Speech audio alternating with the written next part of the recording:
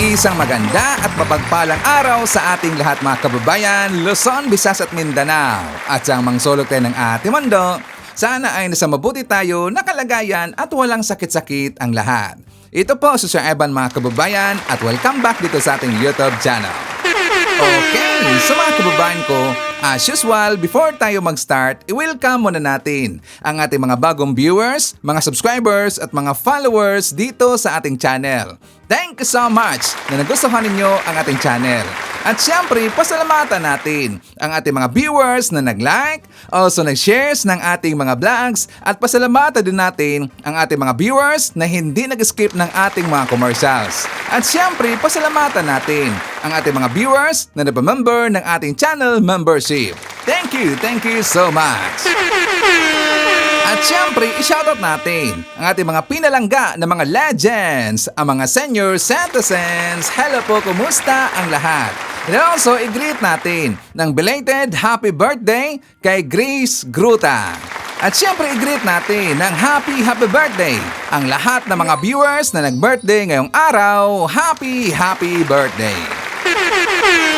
At syempre mga kababayan ko, hindi natin kakalimutan, i-acknowledge natin ang ating top 5 commenters, ang ating mga viewers na may maraming na i-comment sa baba sa ating comment section doon sa ating last vlog. At andyan sa ating listahan, ang nanguna po si Ma'am Jean Mirafuentes. Meron siyang 72 na mga comments. Nandyan din si Ma'am Shane Sibal, meron siyang 71 na mga comments. Nemi Hasigawa, meron siyang 70 na mga comments. Nandyan din si Jonathan Kamasusa, meron siyang 54 na mga comments. And Sam Pagita, meron siyang 42, lahat ng mga comments. Okay, so thank you so much.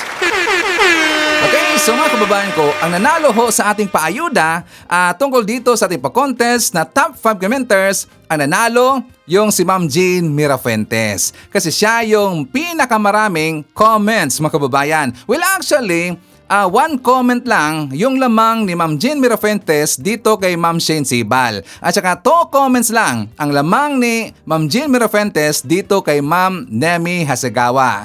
Diba si Ma'am Nemi Hasigawa, siya yung last na nalo natin dito sa ating paayuda tungkol sa may pinakamaraming comment dyan sa baba sa ating comment section. Okay? Again, so congratulations kay Ma'am Jean Mirafuentes. So Ma'am Jean, please message me doon sa ating Facebook account. Okay?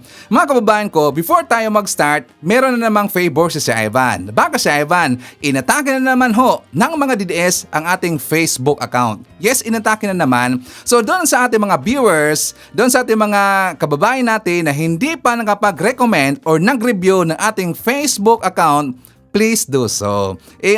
Simple na favor lang yan si Sir Ivan. Kasi nga inatake ang ating Facebook account kasi gusto nila na ma-restrict ang ating account. Or worse, gusto nila na matanggal ang ating Facebook account kasi hindi nila kaya ang naratibo, ang ating banat na Sir Ivan doon sa mga DDS. Kasi lagi silang nabubuking mga kababayan at saka lagi natin silang masasampal ng mga ebidensya. So ang ginawa nila, kanilang hindi nila inirecommend at saka meron silang rating doon na 0. Meron bang 0?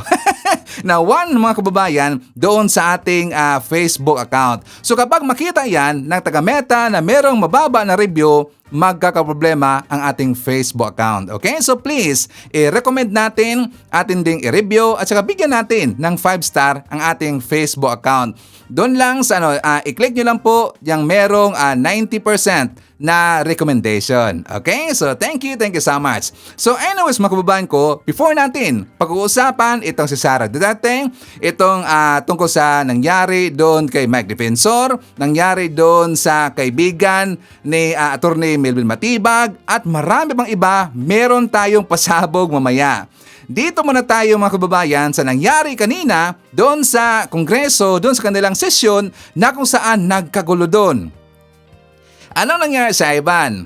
So, naalala ba natin itong post ni Ladyboy Leandro Libiste, na kung saan meron siyang post sa kanyang Facebook account na nag-dinner daw. According sa kanya, na nag-dinner daw or merong dinner meeting itong si Libiste, kasama niya yung contractor daw di umano at sangkot sa flood control anomaly, ito si Congressman Edwin Gardiola. At saka kasama din sa meeting mga kababayan, kung makikita natin doon sa picture ni Leandro Libiste, nandun din itong si ES Ralph Recto. Anong napag-usapan daw doon, Sir Ivan? According kay Libiste, doon sa kanyang privilege speech, kasi nagkaroon siya doon ng privilege speech, kaya lang marami nagalit sa kanya doon sa privilege speech kasi idinamay niya yung ibang region, yung ibang mga congressman or mga politiko na nagkaroon daw ng vote buying. Tapos malaking budget daw ang ginamit para sa vote buying, mga kababayan. Ang una doon, ang punot dulo doon kung bakit nakagulo dahil doon sa privilege speech ni Leandro Libiste tungkol doon sa namitingan nila at saka sa paghingi daw ng pabor or tulong ni ES Recto at saka ni Gardiola doon kay Leandro Libiste para daw tulungan yung pangangampanya ni Vilma Santos at saka ng kanyang anak na si Lucky. Doon nag-umpisa, mga kababayan. At saka mahaba ang kanyang privilege speech, pero atin lang pong isa-summarize. Well, tungkol lang doon. Kasi according sa kanya, na daw di umano nagbigay ng bilyones na pera itong si Gardiola doon kay ES Recto para sa pangangampanya. Yon ang kanyang unang banat doon, mga kababayan. Hanggang nadamay yung ibang mga kongresista natin. So umalma sila. Ang ginawa doon, binanatan nila itong si Leandro Libiste. At nangyari kay Libiste, nagkanda utal-utal, mga kababayan, lalo na nung time na nagsalita na itong si Laila de Lima. Okay, so before tayo pupunta doon sa ibang mga topics natin, ipapakita ko muna sa inyo yung nangyari kanina doon sa Kongreso sa kanilang regular session. For more details, let's watch this. Sinabi sa akin ng ibang mga politiko sa Lipa na ang di umano'y ginastos ni Congressman Gardiola at ng mga rekto sa Lipa sa 2025 elections ay umabot pa ng 1 billion pesos kasama na ang napakataas na presyo para sa bilihan ng mga boto. Hindi ko po alam ang totoong nangyari. Pinaparating ko lang ang sinabi sa akin at medyo mataas ang figure na natanggap ko. Baka naman 300, 400, 500 million pesos lang ang ginastos sa eleksyon ng Lipa. Pero gusto ko lang tanungin kung ano man ang ginastos ni Congressman Gardiola para sa mga kandidato ng V-Lucky sa lungsod ng Lipa sa 2025 elections, kung 500 million man yan, o 200 million, o 100 million, ano ang kapalit ng ginastos ni Congressman Gardiola para sa mga kandidato ng V-Lucky sa lungsod ng Lipa? Don't take it from me, magpatawag tayo ng pagdinig at lahat ng mga Batanggenyo ay pwedeng sumagot sa mga testigong ito. Ganun ba talaga ang gastusan Batangas? Matanong ko po yung ating kasamahan, magkano po ang ginastos niya sa eleksyon? Actually, mas mababa ang gastusan actually sa Batangas kaysa sa ibang mga probinsya. At kung bubuksan natin kung saan ang pinakamataas, balita ko nasa ibang mga rehiyon ng ating bansa, hindi masyadong mataas ang Calabarzon. Di ba, Kong JJ? Hindi masyadong mataas sa atin sa Batangas o sa Quezon. Pero, honorable... ang punto ko ay hindi para buksan ang ginagastos ng mga politiko sa mga eleksyon. Ang punto ko ay bakit ang isang kontraktor ay gagastos para sa mga politiko? Kung election spending ang bubuksan natin, hindi tayo matatapos ngayong araw. Ang punto ko, bakit ang kontraktor, ang lantaran, nag-host ng mga political events para sa mga politiko sa Batangas? Honorable JJ, please respond. You were called out. Yeah, thank you very much, no, Mr. Speaker. I found it a little bit offensive that all of a sudden a dear colleague of mine would call out my name during his collective and personal privilege. But nevertheless, no, insofar as my name was called and he asked me, let me just respond with a few queries of clarificatory in nature. Am I allowed, Mr. Speaker? Please proceed. Kanina po na pinakikinggan ko ang pananalita ng ating kinatawan mula sa Batangas. Binanggit niya na may mga halagang ginamit sa kampanya. Totoo po ba ito? Opo, na ang mga leaders Meron sa po aking ba distrito- tayong Yes. ebidensya na magpapatunay? Meron po bang dokumento? Meron po ba tayong hawak na anumang sinumpang salaysay na magsasabi na ganito nga po talaga ang nangyari? Unang-una po, Or tayo po ba ay bumabase lamang sa mga haka-haka at kwento at text at mga Facebook okay, messages? ilang sagot po. Unang-una, sa campaign sorties, nakikita natin na may gastos. At ang punto ko ay tila si Kong Garjola ay may ginastos para sa campaign sorties ng Vilma at Lucky sa Batangas. Pangalawa, ang leaders ko sa Batangas, ayon sa aking isinalaysay, ay nakatanggap ng pera galing kay Congressman Garjola at ito po ay para ikampanya ang Vilma at Lucky pero galing kay Congressman Garjola. At pangatlo, magpatawag na lang tayo ng pagdinig sa Kongreso para ang mga ibang mga politiko sa Batangas at hindi ako ang pwedeng tumistigo tungkol dito. Mr. Speaker, tayo po ay nahalal bago 2025. Taon po ngayon ay 2026. Kung talaga pong may mga ganong nangyari na maanomalya o questions of irregularities during the campaign, were the proper cases filed in COMELEC? Were ethics complaint filed in Congress? Why are we now standing here insinuating all sorts of illegal acts that happened in 2025 when so much time has passed? Unang-una Now po, I question, Mr. Speaker, the timing of all of this. Now, I even find it a little bit offensive na pati ako babanggitin. But I'll tell you one thing, Congressman Leviste. Maayos kami sa Quezon. Wala kaming problema doon. ang sinasabi in fact, ko kami mas nagkakasundo mababa at ang gastusin sa nagkakaisa. Quezon. Walang Well, kalaban ka naman sa nakarang eleksyon eh, di ba? Congressman Leviste, Mr. Speaker, I'm sorry. I'm supposed to be respecting Please our rules. address the Mr. Speaker, unfortunately, I do not abide by comments of the good congressman from Batangas. I think it's totally uncalled for and baseless. And in fact, it's downright hearsay for him to make such allegations. And if indeed he has factual basis in anything and everything that he is saying, there were proper forums to do the same, to act on those allegations, to make the necessary complaints. Why now? Why here? Mr. Speaker. First of all, I would like to manifest that I appreciate the help that Deputy Speaker Suarez has extended to me in my first term as a advisor and mentor. And I did not mean any disrespect earlier by mentioning that. My point was that mas mababa ang gastusin sa Quezon at Batangas at sa Calabarzon kumpara sa ibang mga rehiyon. Pero ang punto ko ay hindi ang ginagastos sa election kung hindi ang pinanggagalingan ng gastos na ito. Lalo na kapag lantaran ang kontraktor ay nasa campaign sortie at ako nga ay may personal na karanasan na si Garjola ay gumagastos para sa kampanya ni Vilma at Lucky. Mr. Speaker. But in terms of your question, why now? I would like to say that my focus has been on transparency and accountability on corruption in the DPWH and the flood control investigations. Kasi hindi sapat na i-disqualify natin ang mga ang mga kandidato na may vote buying sa mga eleksyon.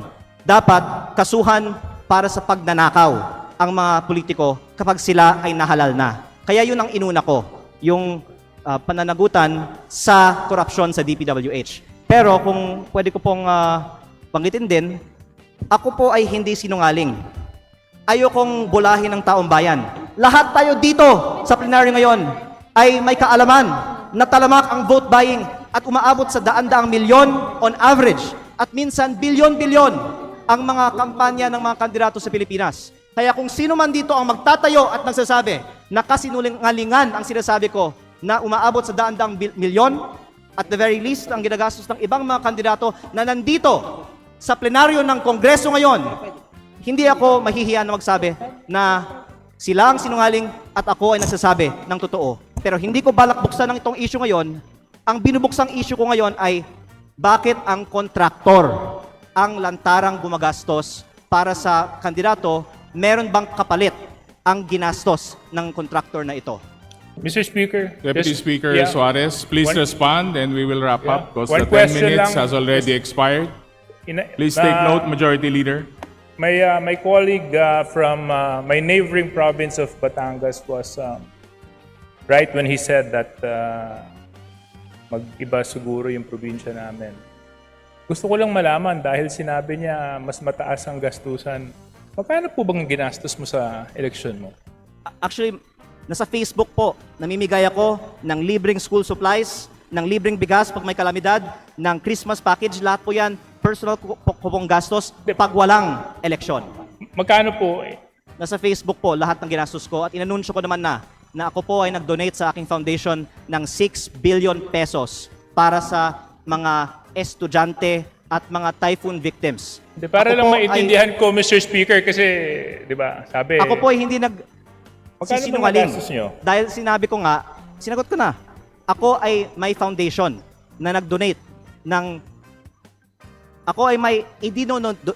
So yung foundation niyo yung gumastos sa kampanya ninyo na 6 na bilyon? Tama po ba yun? Hindi po. Ang sinasabi ko, ako ay may foundation na nagbibigay ng school supplies at bigas at relief So yung goods. foundation po niyon ay yun ang nagamit na Hindi yan ginastos paraan ko sa kampanya. Kasi patuloy akong namimigay pa ng tulong after the sa aking campaign. distrito. Opo. Pero kaya ako po binubuksan ito ngayon kasi wala akong itinatago.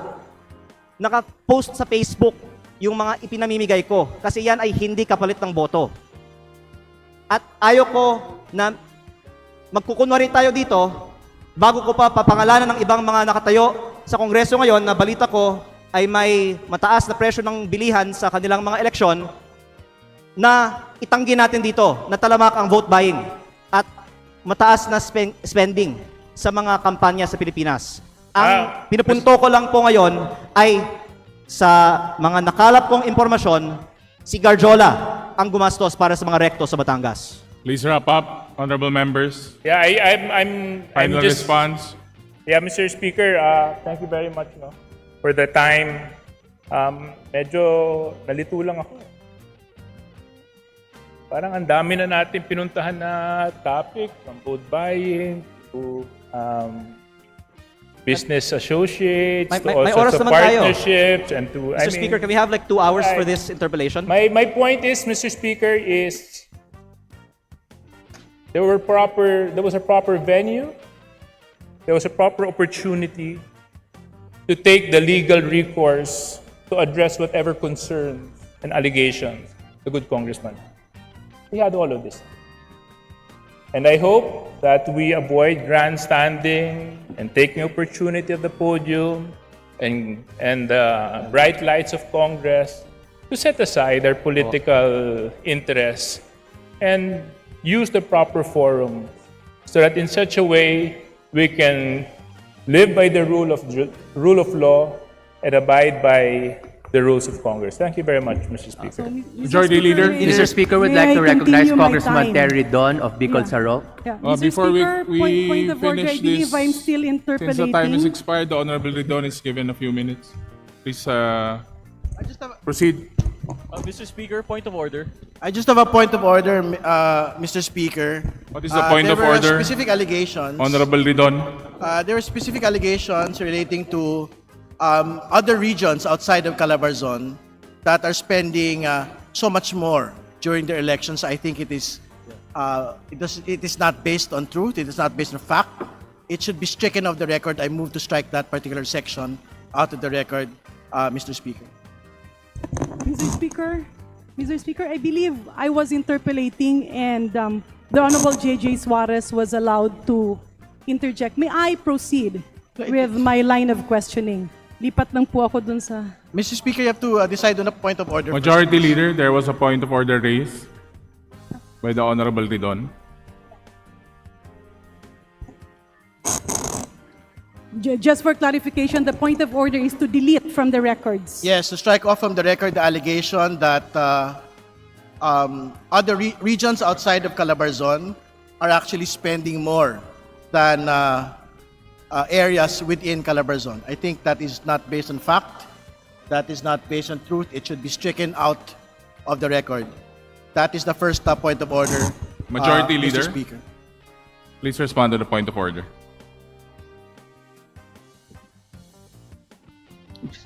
Move to strike out, Mr. Chair. Mr. Speaker. Mr. Speaker, I move to strike out the comments made earlier. Is by there any objection Honorable to the Leviste. motion? Chair hears none, said motion is carried.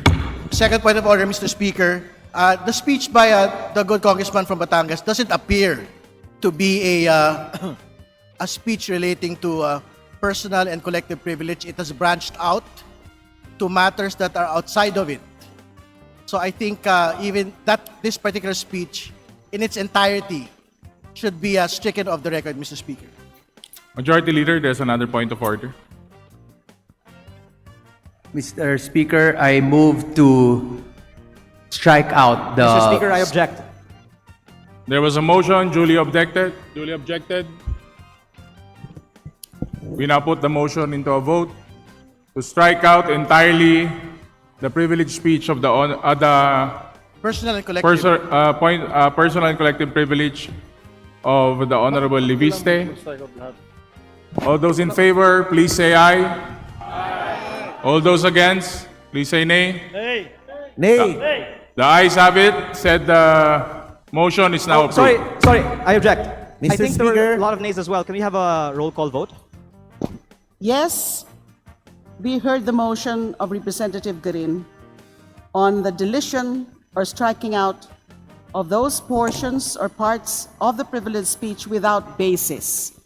I am very interested as to exactly are those, specifically, because during the break, during the suspension, this representation approached Representative Leviste, and I was asking him about his claim, the general claim, that everybody in this hall has engaged in vote buying. So I was telling him, can you please withdraw that particular portion because we find it offensive. For the record, this representation does not engage in any vote buying in any elections, including the last elections of 2025. And I remember Representative Leviste saying that he is willing to withdraw that particular portion. So may we ask Representative Leviste if in fact that is the case, that he has withdrawn, that he is withdrawing that portion because it has no basis, it has no evidence, it's purely speculative, it's offensive, it's unfair to everybody here in this hall. Can we have the answer, please? Because that is a Request the parliamentary Majority Leader inquiry. to respond. Mr. Speaker, while we appreciate the sentiments of the Honorable Laila de Lima, I believe part of what she was espousing with regards to the contents of the speech was already part of the motion that be stricken off. Was already part of the motion in which parts of the speech be stricken off in which there was no basis, fact, or evidence. I understand, Mr. Speaker and Mr. Majority Leader, but we would want it from the mouth himself of Representative Leviste about that withdrawal. Majority Leader. Mr. It's Speaker, not just striking out, it's in fact withdrawal on his part. that being the Pwede po ba? case, Mr. Speaker, I move to recognize the Honorable Leviste. Thank you, The Mr. Honorable Speaker. Leviste is now recognized. First, I would like to clarify that I meant that there are some, but not all. And there are many members of Congress who do not violate election laws. So please do not consider that I said that all. And I definitely withdraw that there are... Mr. Speaker, the request of this representation is that it's with respect to the withdrawal. No need for any explanation. Is he withdrawing? Yes, but That I think also portion of the speech. for the benefit of the Majority people who are Leader. listening, Mr. Speaker, I Majority Leader. believe that Order. party lists Doesn't need Majority Leader. explanation. not by votes for the most part. And Mr. that, there Speaker. are many districts in this country where you also don't buy votes, but there are some that do. Majority Leader. Some, yes, not all. Mr. Speaker, Yes. given the withdrawal, I move, Yes. or I would like to repeat the motion that we refer the question of collective and personal privilege to the Honorable Leviste, NL party to the list, Committee on the Rules, Bakayan as bloc, well and as its the- interpolation. The floor I has so move. decided Congressman already Abinagan and was Islands referred do to not the buy Committee on votes. Rules. Majority Leader. Oh, di ba? Nag-grandstanding doon itong si Leviste. Actually, ang kanyang ginawa doon mga kababayan, grandstanding yon. Di ba? Nagpapasikat yon. Tapos ngayon, ginagamit pa niya yung vote buying, nagmamalinis eh. Hindi ba nagbubot buying itong si Leandro Libeste? Tanong lang ho sa ating mga kababayan dyan sa Batangas, hindi ba nagbubot buying itong si Leandro Libeste?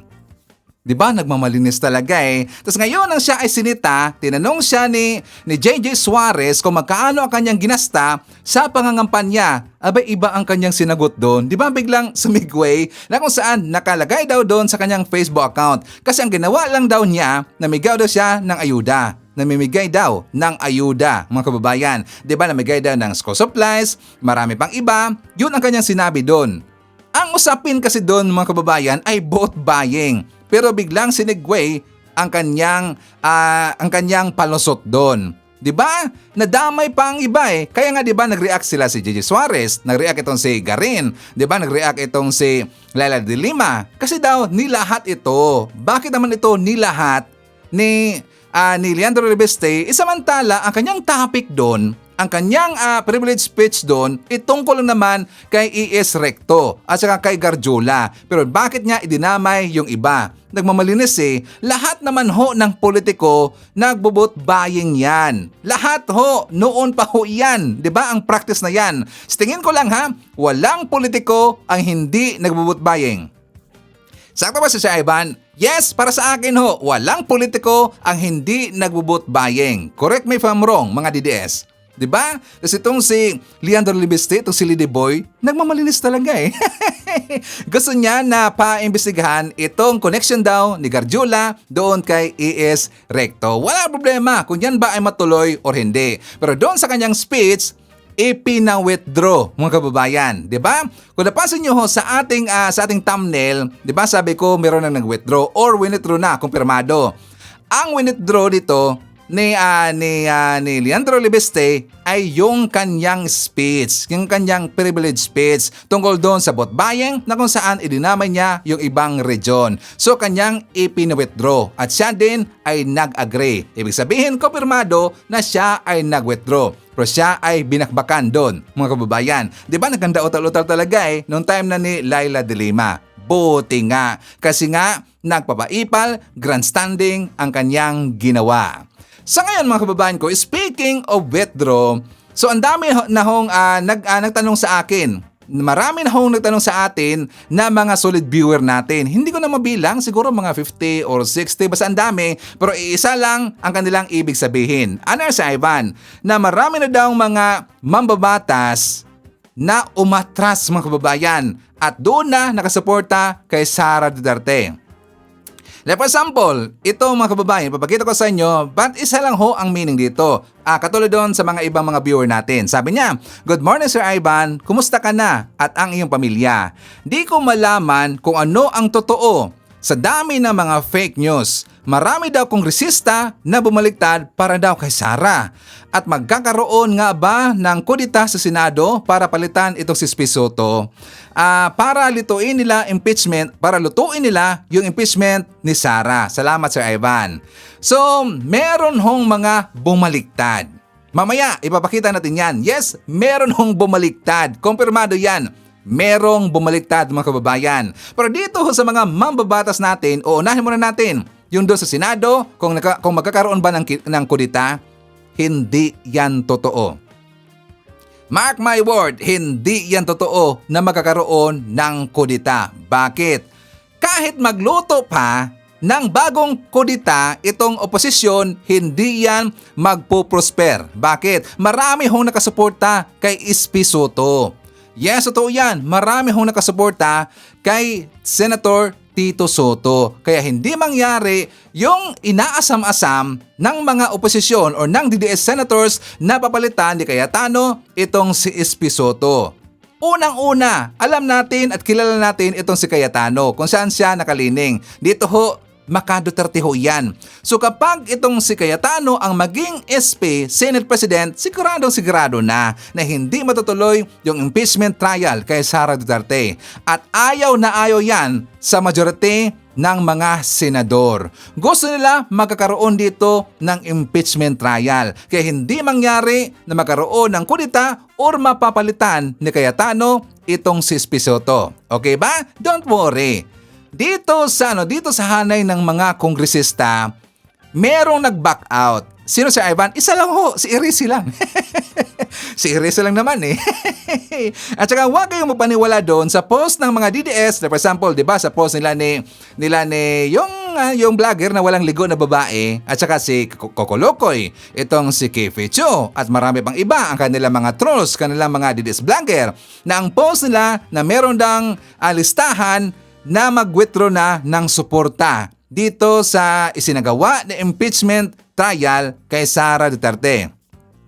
Diba? I am very sure nakita niyo na yung listahang ipinakalat ng mga DDS. Huwag kayong paniwala doon. Unang-una, diba, tapos na ho nagbotohan doon sa House Committee on Justice na kung saan aprobado na ho na merong probable cause yung articles of impeachment ni Sara Duterte. At yan na ho ang kanilang i-forward na doon sa plenaryo. Kasi doon na yan pagbubutuhan mga kababayan next week, this coming May 11. Oh, meron ng date sa Sir Ivan kasi tinanong ko ang ating kakilala doon sa house. Siyempre, May 11, mga kababayan, magkakaroon na ng botohan doon sa plenaryo. Magbagbaka na doon yung mga mambabatas doon. At saka tayo manawagan na sana itong mga Duterte na pala absent, dapat umatin sila doon sa botohan sa impeachment case ni Sara Duterte para ipagtanggol nila itong si Sara Duterte.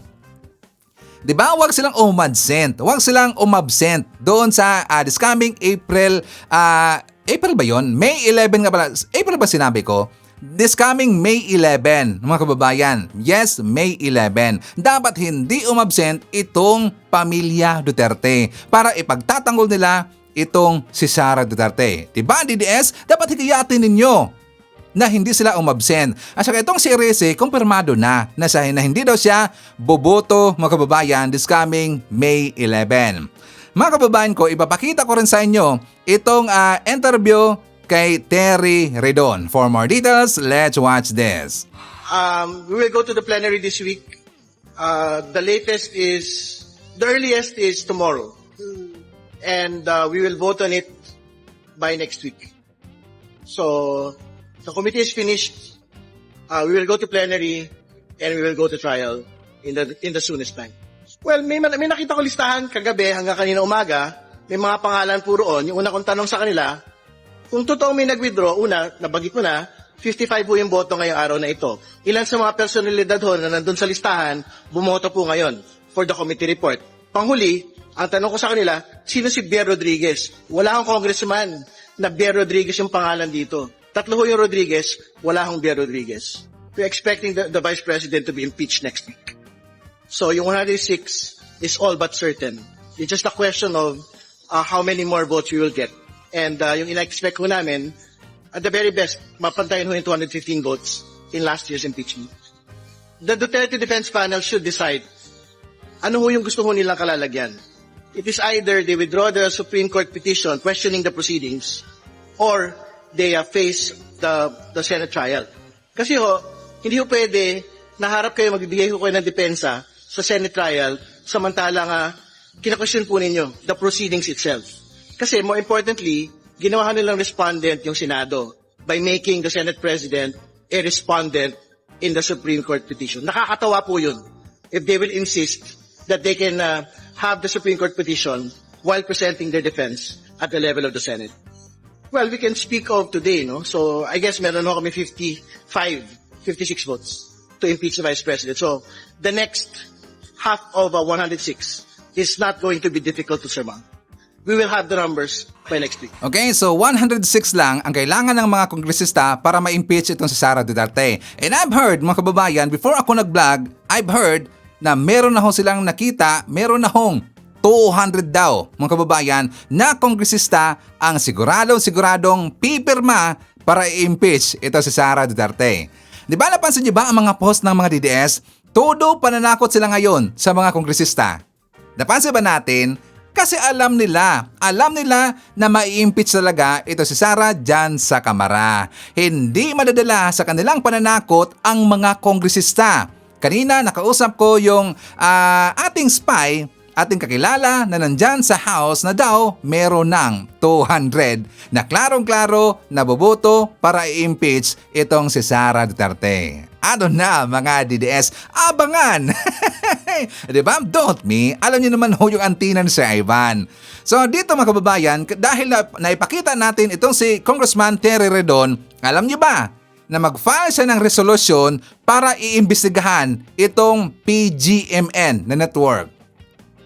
Ano yung PGMN, Sir Ivan? I am sure kilala nyo itong PGMN. Kasi yan ngayon ang tambayan ng mga DDS, 'di ba? Halos lahat ngayon na nandyan ay mga DDS. Alam niyo ba mga kababayan ko, noon matino yung PGMN, yes, itong Peanut Gallery Media Network. Noon matino yan. Simula nung pinasukan na yan ng mga DDS fake news vlogger, nagkandalitsi-litsi na ngayon itong PGMN.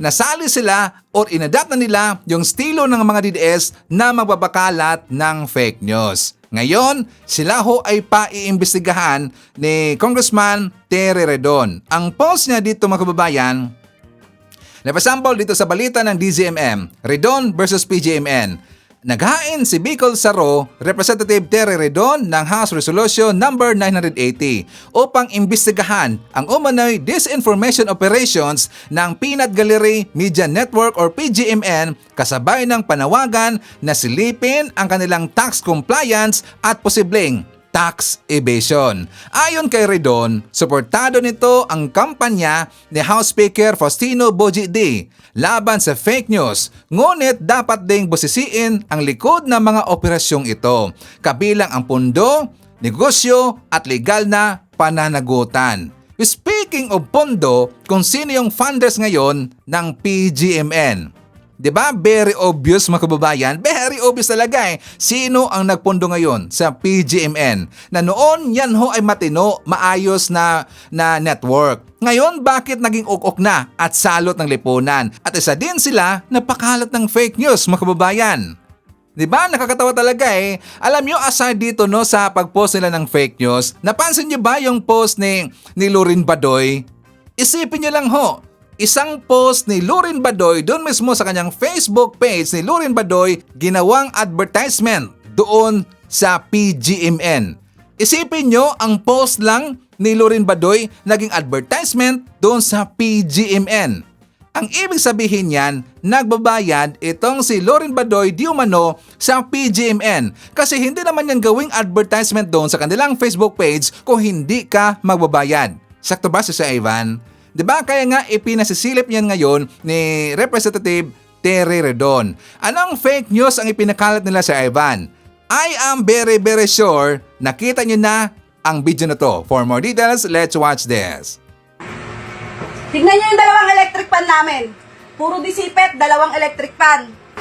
Etong TV namin, 3 taon na tong sira. Bali, eto lang ang malakas na kuryente sa amin. Etong electric pan na to. Ngayon, tignan nyo ilan ang anak ko. 5 ang anak ko. 5 ang anak ko. Ang binabayaran ko lang dating kuryente, 700. 700 lang yung binabayaran kong kuryente. Ngayon, kung umabot man ng 2,000, ibig sabihin 3 buwan to pag inabot ng 2,000. Ayan, eto binayaran ko na. Binayaran ko na yung kuryente namin. Ngayon, mga putang ina yung mga nasa gobyerno kayo, ha? Hindi kami naglalaro ng bahay-bahayan dito para mag-bill kayo sa akin. Para mag-bill kayo sa amin ng 7,000. Saan namin kukunin tong 7,000 na to? Ha? Paano ba gumagawa kayo ng mga programa ninyo tapos kami ang hinahayaan nyo magbayad? Anong kala nyo sa amin nasasakupan nyo? Nagbabahay-bahayan? Hindi kami nagbabahay-bahayan dito para bigyan nyo kami ng bill na ganito. Nakikita ba yung bill, Shaira? Ayan ang bill, 7,000 yung bill.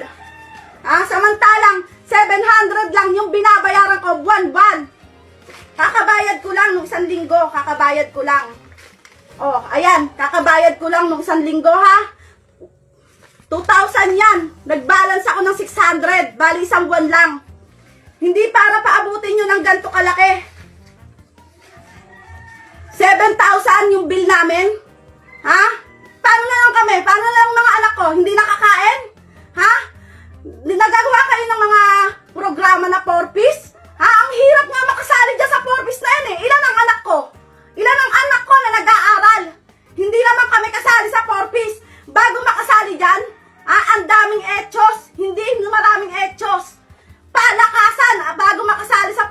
palakasan. Pero ako, 5 anak ko, lahat nag-aaral, kumpleto sa bakuna, kumpleto sa check-up sa center. Tapos ano, hindi ako nasasali sa 4-piece. Kaya mga putang inang kaya mga jutang ina nyo, mga nasa gobyerno kayo, ha? Huwag kayo gumawa ng programa kung hindi nyo kayang suportahan. Hindi yung iaasa nyo sa amin, ha? Makakita lang talaga ako ng 4-piece na nag-i-scatter tsaka nagtotong-it. Sabi ko sa inyo, chichinilasin ko mga mukha nyo. Okay, so nag-rant siya, galit na galit siya kasi umabot daw ng 7,000 plus ang kanyang bill. Inoon daw ang kanyang binabayaran lang, mga kababayan, monthly is only 700 plus yata yon ang kanyang sinabi, 700 plus. Tapos meron siyang ipinakita din na bill na 2,000 plus yung bayarin niya. Meron siyang bill ipinakita na 7,000 plus, di ba? Ngayon, ipinost ito ng taga PGMN. Ang problema sa taga PGMN, hindi nila pinak-check ang video na yan. Well, alam natin na meron ding mga taga Meralco, gumamit ho ng electric ng Meralco na malalaki yung mga bill. Meron talaga yan, mga kababayan, ilalo na kapag nasa business. 'Di ba? Meron silang negosyo or ano man yung mga maraming kagamitan dyan sa kanilang bahay na mga, for example, sa mga aircon. Ilang lahat ho yung aircon.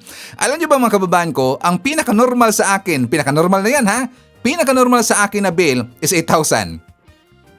Yes, totoo yan. 8,000 ho. Yung pinaka-normal ko na bill. Yung kanina, yung last na dumating na bill namin mga kababayan is 9,000 plus yata yun. Kasi mainit eh.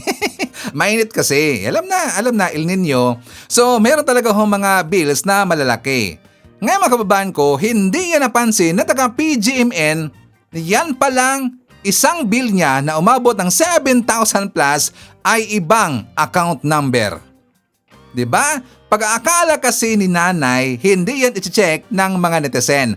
Ang nakapansin niyan mga kababayan ay mga netizen. Kasi nga, siyempre, nung gamanon siya, hawak niya ang kanyang bill, ginpost yan. Siyempre, inimbestigahan yan. Alam niyo, magaling talaga mag-imbestiga, di ba, yung mga netizen? Totoo yan. Magaling talaga mag-imbestiga ang mga netizen. Kasi nga, ayaw ng mga kababayan natin na tayo ho ay mabulag, mabudol. Basta meron lang magyaw-yaw dyan, magdadaldal, magraran dyan sa social media, tapos hindi natin ini-inspect or hindi natin iniimbestigahan kung ano yung totoo. Diba? Ganon na ho ang mga tao ngayon. Marunong na ho yan magsukit-sukit. Marunong na ho yan mag-imbestiga. Pinakamagaling mag-imbestiga, mga netizen. Totoo yan. Diba? So ngayon, nakita doon ng mga netizen, yung una niyang ipinakita na bill na 700 plus lang, iba yung account number. At iba din ang account number doon sa 7,000 plus na bill niya. Na-booking itong si nanay. For the content kasi, for the content lang. Na-booking. Gumamit siya ng ibang bill. O diba? Kaya nga, paimbestigahan ni Representative Tiri Redon, itong taga PGMN, paimbestigahan yan. Bakit napakalat ng fake news? Buti nga, kasi yan ngayon ay naging ukok na network. Noon, magaling yan eh, matino yan eh, maayos yan na network. Ngayon, PGMN. P, instance of piki. G, instance of gawa-gawa. Diba? M, misinformation and network. Diba? Yan na ang meaning ngayon na PGMN. Sabihin nyo yan, mga DDS, doon sa taga PGMN na ang meaning ng PGMN ay piki, gawa-gawa, misinformation na network. O diba? In your face, DDS. So anyways, before ko ibabakita ko sa inyo kung sino yung mga nagbaliktaran, mga kababayan, yes, meron hong bumaliktad. So, syempre, i-shoutout muna natin ang ating mga soki. Mga Erla Burns, yung unang nag-comment dun sa baba sa ating comment section. So, nandyan sila si Mama Recres Hernandez from North Carolina, USA. Nandyan din si Grace Gruta, GC Kim, May Agnes Stochier from Dubai, UAE. Nandyan din si Andrew Martinez, Fibro Nula from Kuwait, Bibian De Vera, Aspernito. Nandyan din si Joel Coleco. Kasama din natin si Turby, Emmy Mapalad, Munez Borromeo, Floripigo Mapak, nandyan din si Jen Rabara from UK, Renato Baliner, Shane Sibal, Nestor Potian from Norway, nandyan din si Michael Vinas, Mary Jane Abaya from Antipolo, and hi to ME. Okay, so mga kababayan ko, before ko i-reveal sa inyo kung sino yung mga nagbaliktaran, dito muna tayo sa good news, syempre. Para alam ng mga DDS at ng mga kababayan natin kung ano yung tinatrabaho ng ating President BBM. At para din malaman nila kung ano yung mga mandato, kung ano yung ipinagawa ng ating Presidente sa ibang mga region, at saka kung ano yung mga bagong programa ng Marcos administration. For more details, let's watch this. Tulong sa barangay, sama-samang aangat sa buhay. Yan pong handog sa mahigit 30 barangay sa General Trias sa Cavite mula mismo kay Pangulong Ferdinand R. Marcos Jr. sa ilalim ng Bawat Bayan Makikinabang Program. Estudyante sa umaga, fast food crew sa gabi. Ganito ay ginagapang ng third-year college student na si Christian ng kanyang sarili. Maabot lamang ang kanyang pangarap na makapagtapos sa kolehiyo at matulungan ang kanyang pamilya. Minsan po gusto ko na pong give up, gawa nga po ng sobrang hirap ng sitwasyon ko po ngayon. Na pinagsasabay ko po yung pag-aaral ko at yung pagtatrabaho. Iniisip ko na lang po na matatapos din po lahat ng paghihirap ko pag nakapag-graduate na po. Para matulungan ang mga tulad ni Christian sa ilalim ng Bawat Bayan Makikinabang Program na mahagi si Pangulong Ferdinand R. Marcos Jr. ng tig 200,000 pisong tulong pinansyal sa 33 barangay sa General Trias, Cavite. Kalahati ng pondo nakalaan sa scholarship ng mga estudyante sa kolehiyo. Sa ating mga scholar, mag-aral kayo mabuti, masipag kayo mag-aral dahil ang edukasyon, ang magandang edukasyon ay isang napakalaking kayamanan na dala-dala na ninyo. Ito ay tutulong sa inyo para tulungan ang inyong sarili, ang inyong mga pamilya, magiging pamilya, and of course also your community. 5 estudyante sa bawat barangay ang makatatanggap ng tig 20,000 piso. Para sa mga estudyanteng benepisyaryo, hindi lamang ito pinansyal na tulong. Katiyakan ito sa pag-abot ng kanilang mga pangarap. Sobrang laking tulong po. Lalo na po ngayon is magkakaroon po kami ng OJT and upcoming thesis na rin po. So malaki-laki din pong budget ang kailangan kong ilabas. And sa kailangan ko pong binhing gamit this school year po ulit na pasukan. Maraming salamat po sa malaking tulong po na 20,000 sa aming pag-aaral po. Maaari namang gamitin ng mga barangay ang natitirang pondo sa pagtatayo ng Evacuation Health Center. Nagabot din ngayong araw ng 10 kilong bigas ang presidente sa 2,000 pamilya sa General Trias, Cavite. Layo nitong matiyak na may sapat na pagkain ang bawat pamilyang Pilipino. Samantala, mas mabilis at mas maginhawang biyahe ang pangako ng bagong bukas na Subsection 3 ng Cavite-Laguna Expressway o CALAX. Ayon kay Pangulong Ferdinand R. Marcos Jr., 45 minutes na lamang ang dating 2 oras na biyahe sa lugar. Pinangunahan ni Pangulong Ferdinand R. Marcos Jr. ang pagbubukas ng Subsection 3 ng Cavite-Laguna Expressway o CALAX, isang 7.88 km stretch na karagdagang kalsada sa gawing Governor's Drive Interchange sa Cavite. Inaasahang makatutulong ito sa pagpapagaan ng trapiko na ayon sa Pangulo ay malaki ang magiging gaan para sa mga motorista. At hindi lang kasi mabibilisan ay dahil ma-relieve din ang traffic. At tinitignan namin doon sa mapa ay yung inaantay natin ng matagal na galing dito sa Silang hanggang Kawit na. Dagdag pa ng Pangulo, mababawasan na rin pati ang oras sa pagko-commute, papasok man o palabas ng syudad. Yung dati mga 2 oras, magiging kalahating oras, 45 minutes na lang. At ulit, kahit na nagtatrabaho ka sa Taguig, pwede kang nakatira dito sa Cavite. 10 taon ang iginugol para mabuo ang CALAX at dinisenyo ang bagong segment para makapagserbisyo sa mas marami pa nating kababayan sa kalsada. Ang CALAX kasi ang magsisilbing alternatibong ruta para maiwasan ang gitgitan sa iba pang local at service roads. Samantala, inanunsyo rin ng Pangulo ang libreng toll fee sa CALAX Subsection 3 sa loob ng 1 buwan na magsisimula mamayang hating gabi habang mananatili ang kasalukuyang singil sa ibang bahagi ng CALAX. I can announce na mabuksan ito starting 12 midnight tonight and for 1 month, walang muna toll. So, yung ating mga kababayan, gamitin po ninyo, makita ninyo, maramdaman ninyo na ang malaking ginhawa na dinadala ng itong mga ganitong malalaking project.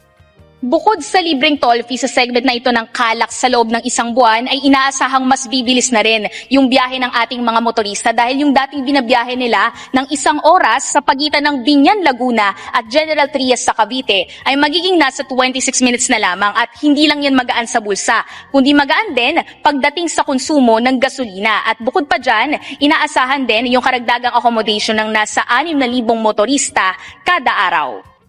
Sa sandaling makumpleto, ang 44.6 km Calax ay magdurugtong sa Cavitex sa Kawit at SLEX sa Mamplasan na may 8 mahalagang interchanges para sa mas maayos na daluyan ng biyahe at kalakalan. Inaasahan naman na aabot sa halos 95,000 na sasakyan araw-araw ang maseserbisyuhan ng pinagsamang expressway network. Matapos magbuga ng abo ang bulkang Mayon, maraming residente ang naapektuhan. Kaya naman, tiniyak ni Pangulong Ferdinand R. Marcos Jr. ang pakikipag-ugnayan ng gobyerno sa lokal na pamahalaan sa Bicol. I have just received, last night I was receiving report ng mga pinapunta namin. Sec. Vince was also there. DSWD, we are all ready kung ano ngayon, kung anong pangangailangan nila. Alinsunod sa direktiba ng Pangulo, agad na nilinis ng Department of Public Works and Highways sa pamumuno ni Secretary Vince Dizon ang mga kalsadang nabalot ng abo. Right now, kailangan linisin ang mga kalsada dahil sa ashfall. Inatasan din ng Department of Health na tiyakin ang kaligtasan sa kalusugan ng mga residente. At ang DOH nandun din at nagbigay sila ng mga mask para yun nga sa usok at saka sa mga fumes na lumalabas. Agad na nag-deploy ang DOH ng emergency teams sa 17 evacuation centers, kabilang ang 3 sa Kamalig at nagpatupad ng disease surveillance para sa respiratory conditions gaya ng hika at paninikip ng daluyan ng hangin ng katawan dahil sa ashfall.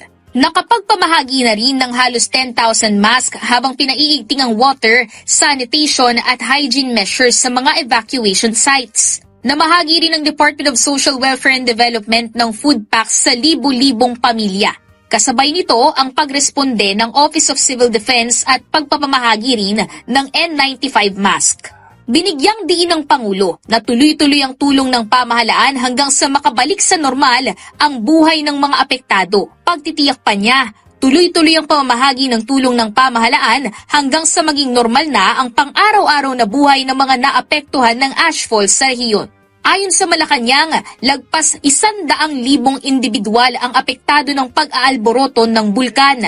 Nakapagpamahagi na rin ang DSWD ng nasa 11 milyong piso na emergency cash transfer. Pinayuhan ng DOH ang mga residente na magsuot ng face mask. Kung walang N95, maaaring magdoble ng surgical mask o gumamit ng basang panyo bilang pananggalang sa abo. Kung gaano kabisi ang ating President BBM, ganun din kabisi itong si Lastay na maglakwat siya. Nandun siya ngayon sa Netherlands, mga kababayan. Nandun siya sa Dahig.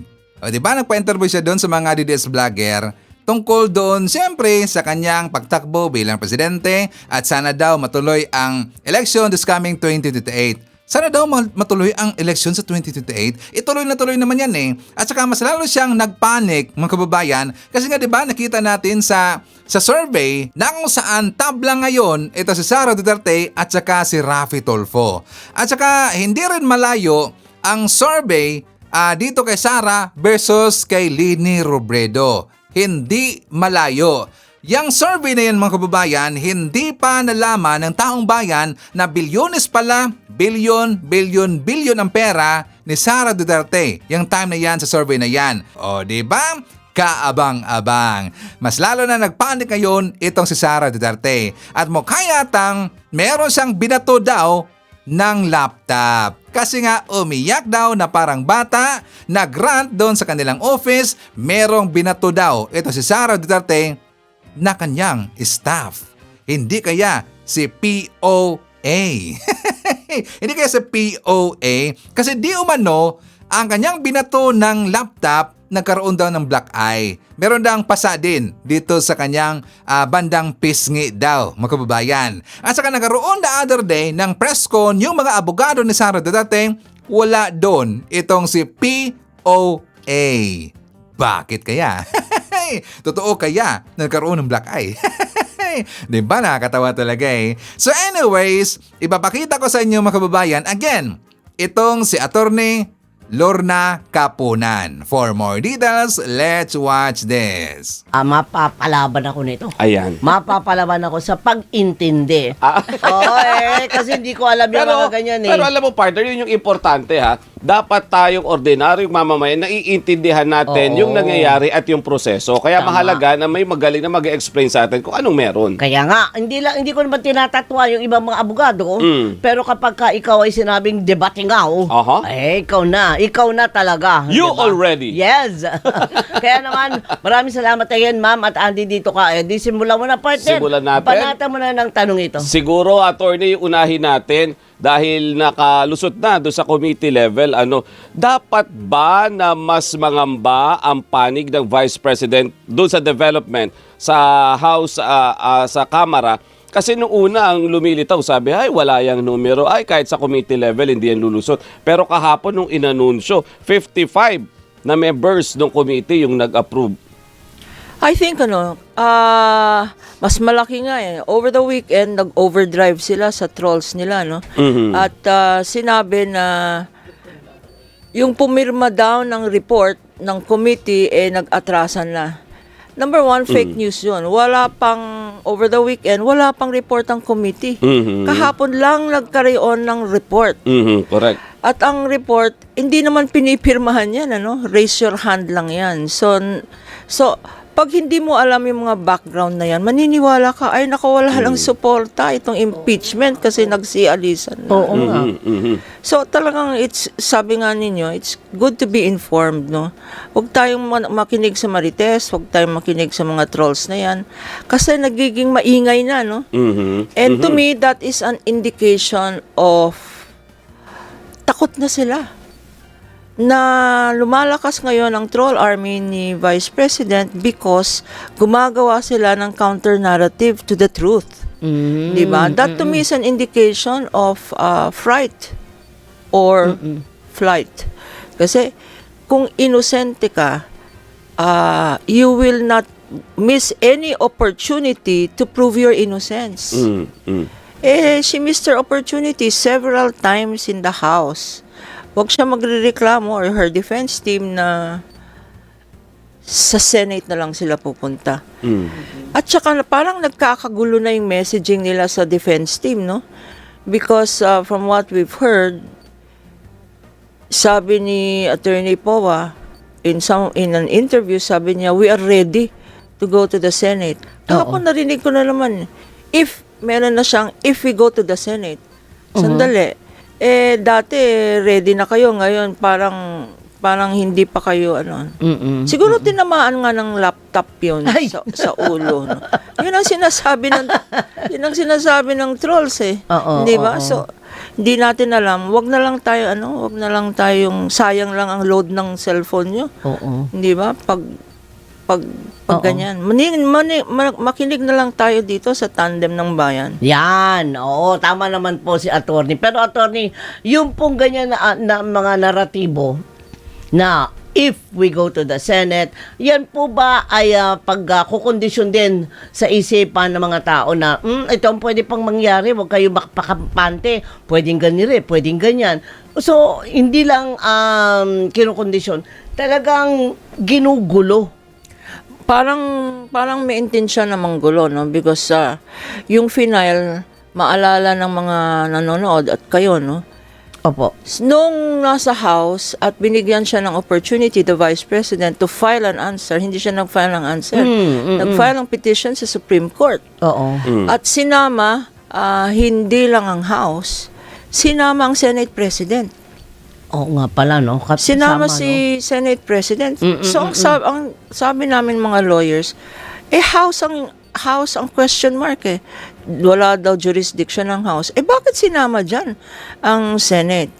Ngayon, parang yun ang plan B nila. Although mutan academic na sa Senate kasi hindi nag-issue, sa House kasi hindi nag-issue ng restraining order ang Supreme Court, nabigo sila. So, meron silang plan B. Baka pagdating sa Senate, sasabihin nila na teka, meron pa kaming pending case dito against the Senate. Hindi natin alam kung anong sasabihin nila. Baka jurisdiction na naman, baka political harassment. Sasabihin nila, bias ang Senate. Marami yan, pero that seems like their insurance. Attorney, siguro po dun sa pagdating dun sa committee report, syempre, ang kasunod na niyan if makalusot yung articles of impeachment. Yes. Alam naman natin na kapag articles of impeachment, hindi naman dapat dun sa lahat ng articles na yun ay ma-prove na guilty siya even if isa lang po. Isa hindi lang, po ano, ba? pwede. Isa lang. To you, attorney, ano yung strongest doon sa mga naging accusation sa kanya plus yung ine-expect na sagot natin sa kanya, yung pwedeng maging talagang malaking dagok sa kanya kung hindi niya masagot na maayos? Okay, ibigyan ko muna ng background, no. Pagdating ng May 11 kasi I think is the schedule, no. At kailangan 106 votes, 106. which is 1/3, no. So when that happens, immediately itra-transmit ng House sa Senate, tatanggapin ng Senate President, i-inform niya na tinanggap ko na. And then he will immediately, according to Tito Sen, he will immediately create an impeachment court. Okay. Anong ibig sabihin ng yon? Mag-o-oath of office. Mag-o-oath of office ang members ng Senado. And under the Senate rules, kung makita natin, kung hindi nila babaguhin, bago pala mag-oath of after they take their oath of office, approve nila yung Senate Rules of Impeachment. Pag hindi nagbago yan, 2 ang bantayan natin. Because nakalagay dyan sa isang rule nila, there would be political neutrality. Anong ibig sabihin ng political neutrality? You cannot discriminate on account of your political affiliation. So yung mga senador dyan, na bumoto na, nagsabi na that they will be loyal to the Vice President even without looking at the evidence, pwedeng i-question yun. Where is your political neutrality? You are here to serve the people. Tapos, specifically sa oath of office nila, nakalagay doon, I shall observe impartial justice and follow the Constitution and the laws, and the rightful laws. So, 2 yan. Kung nag-violate sila, sino ang i-judge? I-judge sila ng mga taong nakikinig. Yun. So, Pero yun may isang senador, partner, nagsabi na siya, nandun pa nga siya sa The Hague nung sinabi niya, sunugin niyo man ako, ang lalabas pa rin ay, baka Duterte ako. Kahapon, si So, Senator Robin Padilla ang yun sabi din. niya, attorney, dahil daw nasa minority sila, tungkulin daw nila even yung pag-convene ng Senate Impeachment Court, kukontrahin daw niya kasi yun daw yung tungkulin nila bilang minority. Tama ba yun, attorney?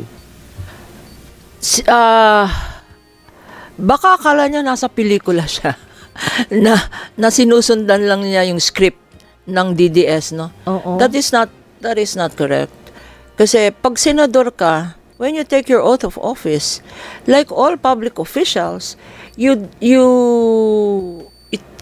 ang oath mo is to preserve the Constitution and defend the rule of law. Yun ang rule mo. Hindi naman sinabi sa oath of office na I will defend since I'm a minority, I will defend the minority position. In fact, there should be no minority or majority position. When you enter into the Senate, and even the congressman, wala na yung party affiliation. Hindi ba? Dapat tignan nila yung legislation, iboboto ba nila, ipapasa nila kung in aid of legislation. Kung in aid of legislation, wag nilang tignan ano ba yung nakakabuti sa akin. Ang tignan nila, ano ba nakakabuti sa taong bayan. That by itself, yung sinabi niya, I serve the minority, that means he only serves 1/10 of the Filipino people. He doesn't serve the Filipino people at all, or whatever the minority is. So, pasok yun sa sinasabi mo kanina na dapat, yun? Political neutrality. Political Political neutrality and impartial justice. So kung ikaw nagpakita ka na ng ang tawag mo doon, Leaning. mo, nagpakita ka na ng Medyo i-reconsider mo na bago pa man umakyat siguro yung complaint sa Senate. Ano, attorney?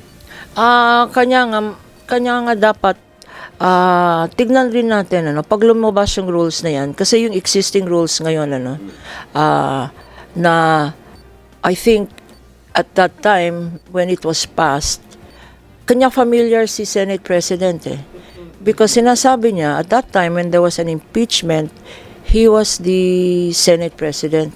Really ang Senate President. Majority leader siya. Para siya ang majority leader. Kanya sabi niya, and I can believe him, sabi niya, miski na hindi ako abogado, alam ko yung rules na yan. And in those rules, maganda ang powers, ang authority ng Senate President acting as presiding justice. He is the only one that can decide. Kunyari, may motion, kunyari may balak na mag-delay. Yan. O may balak. Nakita naman natin si Marcoleta Jr. sa House, no? Panayang interject, panayang manifest, no? Baka gawin rin ng tatay niya sa Senate, no? Not to prejudge him, but there is a mechanism in the Senate rules that the presiding justice, Tito Sen, can say out of order ka or immaterial yung tinatanong mo, no? And he can only decide. Pag may yun pala ibig sabihin ng out of order. Na, di ba, yung, sige, nag-manifest ka ng kung ano dyan, kung singit ka ng singit, kina-cut off mo yung, kung ano man yung sinasabi nung nabinigyan nung pagkakataon na magsalita, you're out of order. Tama po, yun po. So, he can rule on that. Ngayon, pag meron namang motions, hindi mo pwedeng, kunyari meron kang itatanong, no? Hindi mo pwedeng itanong mismo, diretso. Dapat i-address mo sa chair at itatanong ng chair. So, so dapat orderly ang kagaya ng nakita natin sa House, no? Hindi tinatanong directly ng mga congressman, ini-address nila kay chairman. Chairman, tapos si chairman ang nagsasabing please answer. So, kailangan ba ng abogado doon? Hindi. Kailangan lang ng nakakaintindi, nagbabasa. Kasi you don't need to be a lawyer to understand it's right in front of you. Oo. Miski na hindi ka lawyer, maiintindihan mo ang ibig sabihin ng nakaw na yaman. Ang ibig sabihin na hindi nagdeklara, undeclared wealth. Ang ibig sabihin na ang safe houses daw na ginamit sa pinagam. Ang renta noon, 250,000 a day. Aray ko. Maniwala ka ba na gano'n ang rent ng isa? A day. Miski na pumunta ka sa 6-star resort dito or sa abroad, wala naman to 250,000 a day. And where are those safe houses? At ano ang pag confidential funds ang ginamit, you are required to report saan mo ginamit yung funds na yan at ano ang information na nag-gather mo. Kasi ang dami mong binayaran ng rewards. Kung baga, ang laki ng ginastos mo, anong malaki nakuha natin ng gobyerno dito? Anong bentahe? Oo. Yeah, because you paid rewards to Mary Grace. You paid. Merong mga nagbibida-bida partner, attorney. Ba't hinahanap niyo ang paliwanag dyan? The word itself, confidential nga Bakit namin sasabihin? Sa amin lang yun. Sila, Pero Lusot ba yun? Hindi po, kasi the funds may be confidential, but there must be a purpose for the funds. Kagaya ng the use of aliases. Maraming nagsasabing, kanya naman Mary Grace yan, kanya naman ganyan kasi aliases are allowed. Pero teka, meron tayong joint circular ng COA at government agencies na pag-use of aliases, dapat yung head of office. And here, you're talking about the OVP, and your Office of the Vice President herself, or when she was then secretary, yung aliases na yan, yung totoong pangalan, nakalista at nakalagay sa isang safety deposit box. Kasi para pwedeng i-audit because you cannot be a fictitious, you cannot be an alias and receive money. Oo. Hindi ba? Dapat O di lahat na lang tayo mag-alias. Kumuna lang tayo, mag-collecta na lang tayo ng pera. Pagamit ko na lang ang pangalan na fictitious Mali! naman. Mali yun. Mali yun. Pero teka, ngayon ko nalaman na meron palang ganyan na dapat, kumbaga, ay nasa safekeeping yung mga Correct. pangalan. Mhm. Ngayon, ang totoong pangalan. totoong pangalan. Ngayon, attorney, sa palagay mo, yan din ang magiging, kumbaga, yung pinapa-open na envelope noon, doon kay sa impeachment ni Erap, oo. Sa palagay mo, gaganyan din. Kasi doon sa House, yung box naman ng ITR. Yung mahiwagang box. Oo, mahiwagang box. Ito naman pala, meron parang isa pa ring lalagyan, si Sidlan, ano, na pwedeng maging, kumbaga, ay maging contentious issue na naman sa naralapit na impeachment. Pwedeng sabihin sana mga pangalan na yan because apart from itong aliases, naging evidence din ang Statistics Authority, PSA, na sinabi na out of 2,000, mga 1,000 were not even born. Mhm. Nor did they die, nor are they living people. No? So, sino sila? Sino sila? So, records yan. Existing records. Huwag na tayo maghanap ng let us open the safe. Oo. Pati yung BIR box na yan. Donate na lang natin yung box na yan sa Mayon Volcano. Kasi there is enough evidence on hand even without opening the box. At talaga ba, attorney? Hindi na kailangan yon. So, kung pinagtatalunan nyo na yan, mag-focus na lang tayo doon sa ibang mas malalaki. Kasi, like, for instance, yung AMLAC report. Mhm. O ngayon, nagnaratiba na naman sila yesterday. Ay, nagkamali kayo kasi meron kaming nakitang letter ng BPI na nagsasabing glitch yan ng computer. Okay. Na dapat hindi billion yan, dapat million yan. Miski na billion yan. Alam nyo, kaya kagaya ng sinabi ko last time, no? Isang na-convict na public school principal, 5,000 pesos. Oo nga. Miski natanggalin mo yung 2 billion na yan sa 6.7 billion, anong natira? 4 billion pa rin. Yung 4 billion, malayo pa rin sa 88 million na nakalagay sa SALN. Ngayon, wag na nating tignan yun. SALN na lang. Ano ba ang sweldo ng isang vice president? Million ba yan? Ang sweldo ng Vice President, I think, about 4 million, no? Or even less, no? Or even less. Paano ka makakakuha ng 88 million through the years? Through the years, hindi ba? Yun, unexplained wealth yun. Ngayon, sasabihin niya, marami naman kaming businesses. Correct. Teka, si SEC mismo, representative ng SEC mismo, nagpakita ng mga 12 or 14 companies na dineclare sa GIS na either shareholder ka or yung asawa mo, si Attorney Man Scarpio, you're either a shareholder or a member of the board of directors. Unang-una, if you're in a public office, you cannot have any public interest. Diba? Bawal. Bawal yan to have any private interest kasi pag nasa Congress, pag nasa public office ka, di bibigyan mo ng investment yung company mo. But even that, bankrupt lahat. Doris and Robert, the companies are bankrupt. Yung isang company na nakagawa ng pera is even less than $1 million. So if you add that to what her official income is, paano naman makakatungtong ng 88 million? Madaling intindihin ng tao yan. Di ba? Pag sandali, ako, daily wage earner ako. Sinabi nga ng isang congressman at nasabi ko na 11,000 years ko, ma-earn ko yung 88 million na yan, 6.7 na yan, ano? Grabe, no? Grabe. Yung sa COA report, attorney, ganon din ba kabigat yung mga pinababalik sa kanila na mga pondo? Tama. Sa Vice President. At saka, ang haba na ng dinaanan na yan, yung COA report na yan, dumaan na ng appeal. appeal sa COA mismo and bank, no? Dininay na 78 million. Okay? Ang dininay at dapat isoli na yan. Ano? Hindi lang yan, meron pang tatlong tranches, no? Siguro pag inad mo, baka umabot ng 400, 500 million yan. Disallowed rin, may notice of disallowance na rin. Kasi wala nga silang ma-explain eh.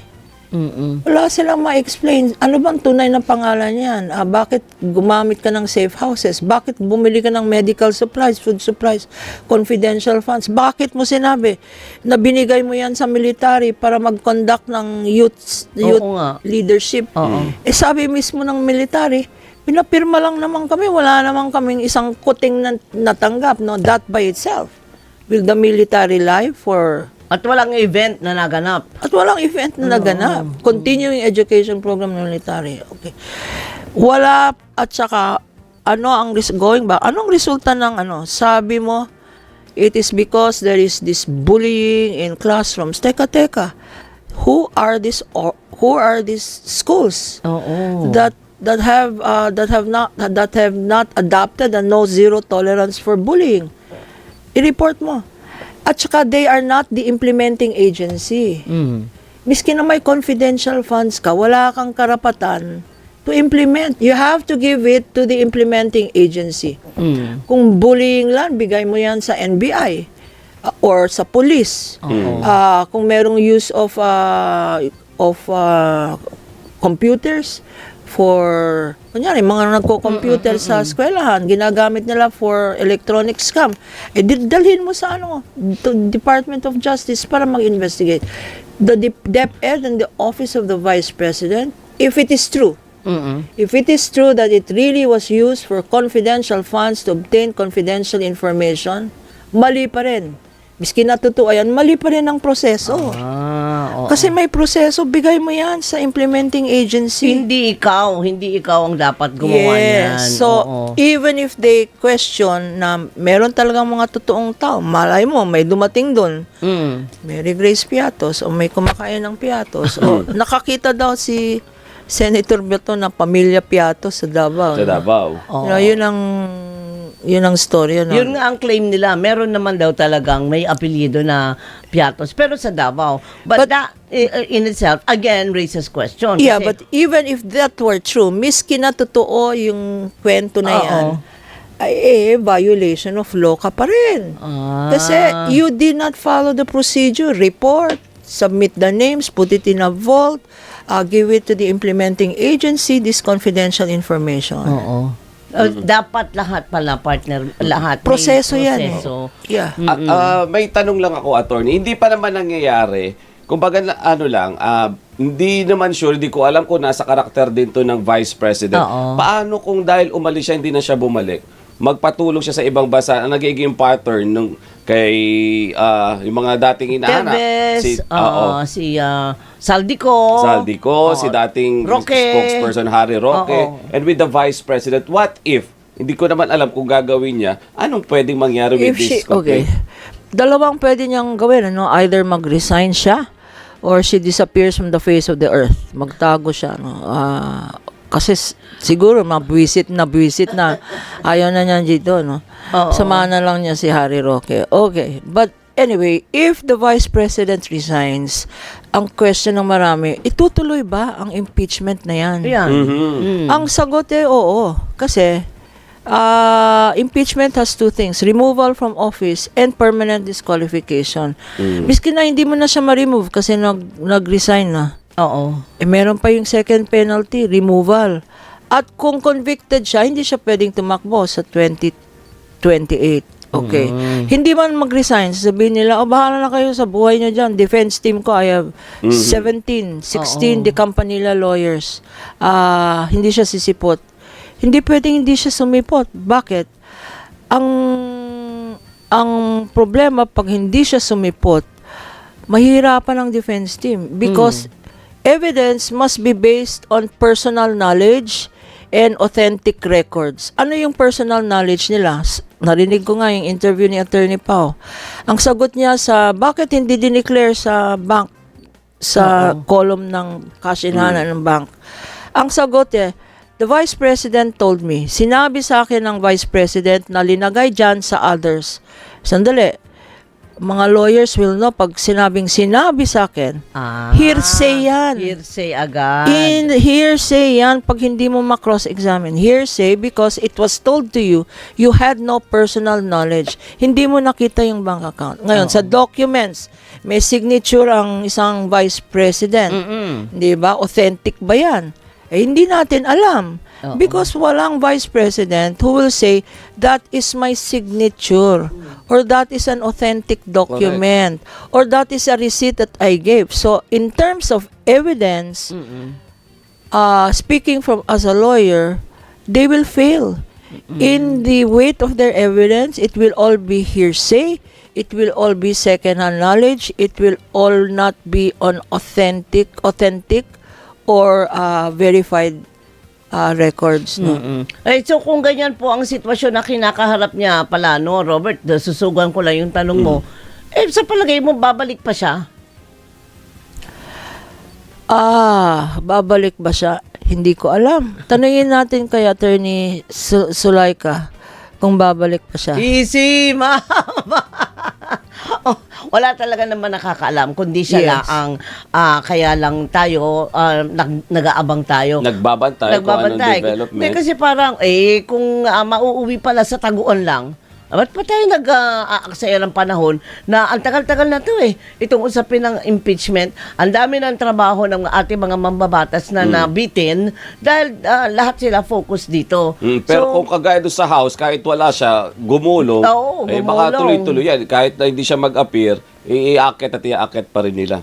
Sabi ni Senator Amy kahapon, 100% sabi niya, sigurado ka aakyat dito sa Senado. Tinatakot nila ng FLR. Tsaka for later release sa budget. Tsaka sabi niya, yung kakasuhan daw ng 3 letters, OMB, Ombudsman.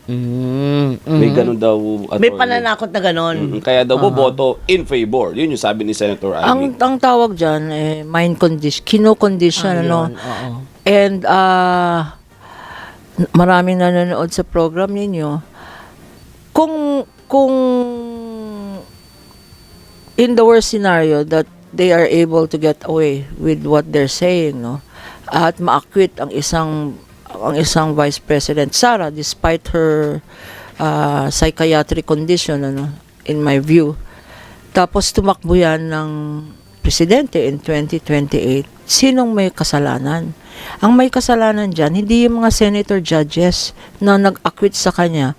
Kung manalo pa siya as president, tayo nang may kasalanan. Kanya dapat kasabay nitong pag-intindi natin o pag-watch natin dito sa Senate hearing, let's also get truly informed. Magbasa-basa tayo. Ano ba talaga yung constitution na yan? Bakit napakalaga? Ano ba talaga ang functions ng isang senador? Meron bang sinasabing loyalty to the minority? Ano ba ang function ng media? You in media have an obligation as well to educate. Ang problema is there is good media and there is bad media. And I'm very happy that in tandem, this to me is not only a good media, this is a happy media. I'm so happy to be here. Thank you, ma'am. Ay, ang init nga ng usapan. Ngayon lang nangyari to sa YouTube natin, sa live. Dami nag-uusap, kaya nga. Sabi nila, si attorney lang pala kapantay. May gumaganon, partner. Kaya nga, gawin na kaya natin, hindi na tayo tandem. Trio. Tatsulok. Tatsulok sa umaga. Tatsulok sa umaga. Ay, naku, marami pa tayo nga abang kay attorney, lalo na kapag gumulong. Meron na lang ako isa pa lang tanong, habol ko lang partner, kasi ito hindi ko natanong last time she was here. Pinapatanong ni Alvin El Chico, ma'am.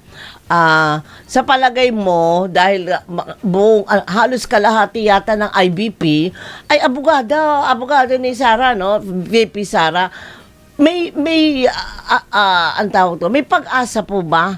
Kaya po ba ninyo, kunyari, ikaw pinili na private prosecutor, kaya ba ninyong tapatan itong mga abogado ni VP Sara?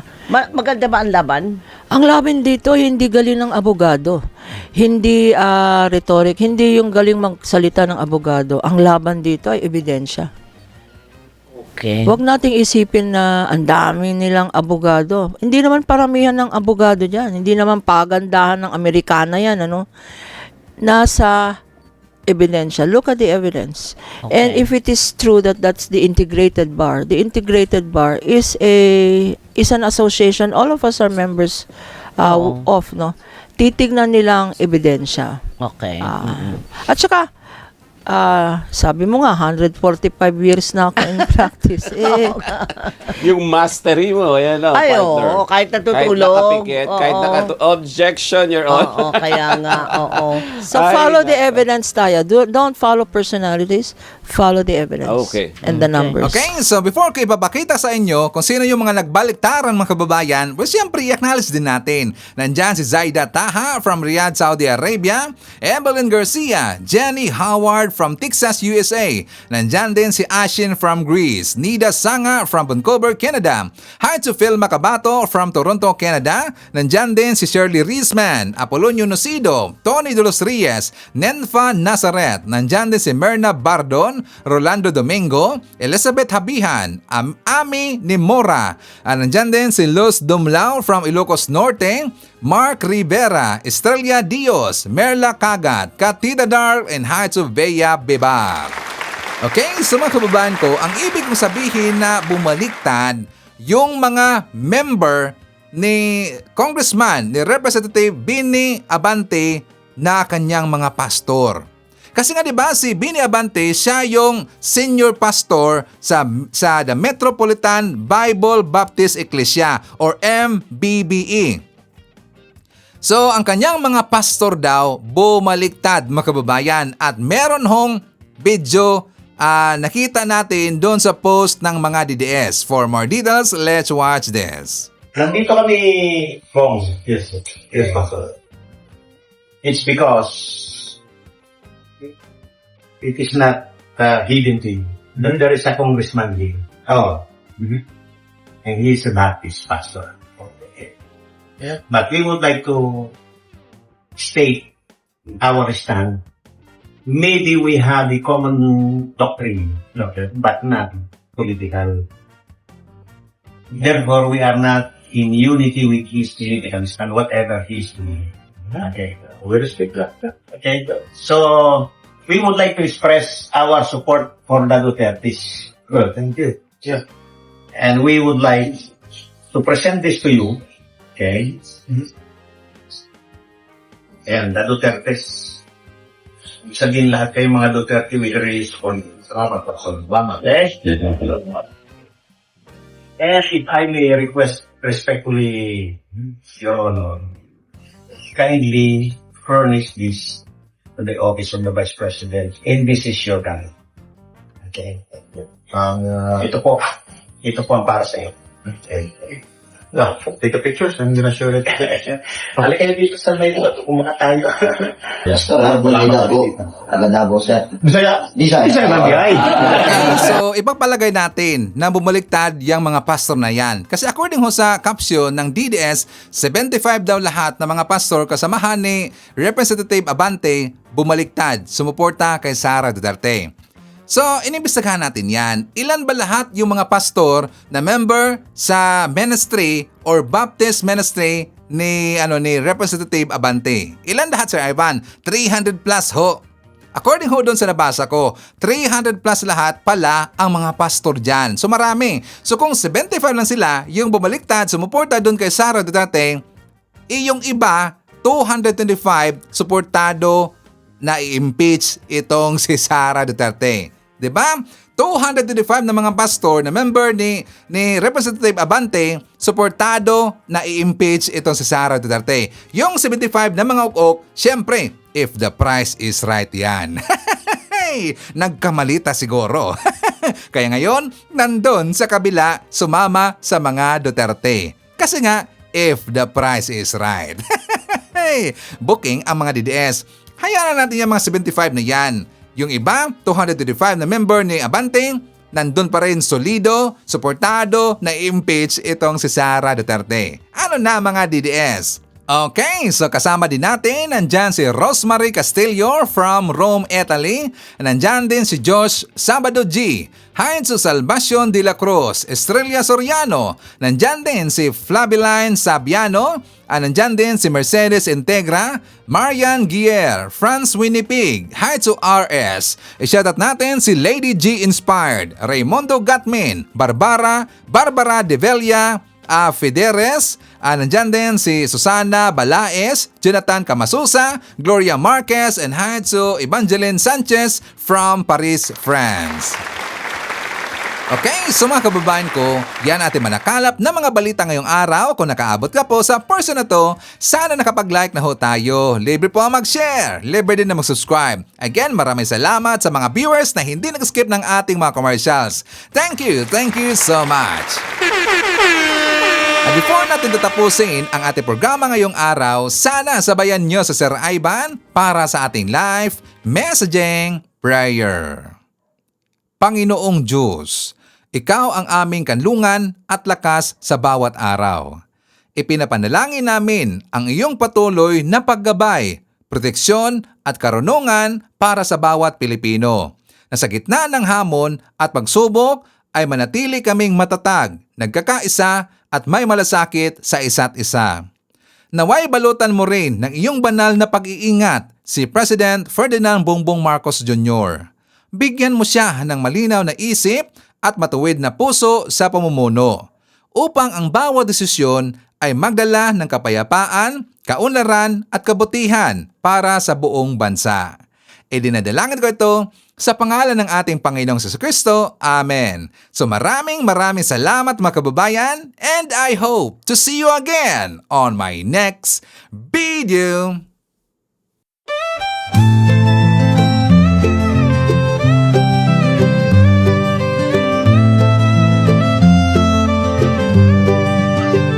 Sa bawat pagsikat ng araw, ikaw ay nandyan. Tinig mong matatag, sa amin ay gabay. Pag-asa ng bayan, pangakong totoo. BBM, isa kang totoong tao. Sa mahirap at api, ika'y sumusuporta. Tapat mong paglilingkod, lahat kami nakakita sa iyong pamumuno. Bayan ay umaangat, bagong Pilipinas, pangarap ay tapat. Ikaw ang aming BBM, Pangulong matapat. Sa puso ng masa, inaangat ating watawan. Sa hirap at ginhawa, ika'y kasama. Pilipinas ay babangon, dahil ikaw ang pag-asa. Mula Luzon, Visayas hanggang Mindanao, boses mo'y umaabot, dala ay pag-ahon. Magtulungan, magkaisa, sabi mo sa lahat, para sa bayan, ikaw ang aming alamat. Ang pangarap mong bansa, taas noo masagana. Manggagawa't magsasaka, binigyan